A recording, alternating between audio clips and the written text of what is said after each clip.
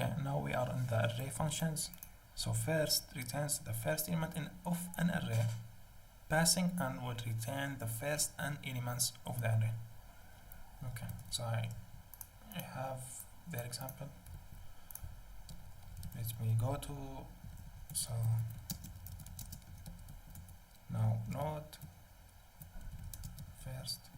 This will give us only the first element, the 5. This will give us the first 3 elements, like this. So this one is easy as well. So first be a function that have a list or number and number. If we have that number, just return list dot slice from 0 to n, else return list, return the first element, like this. Let me format this. We can run this. So first 2 2, it's the same result.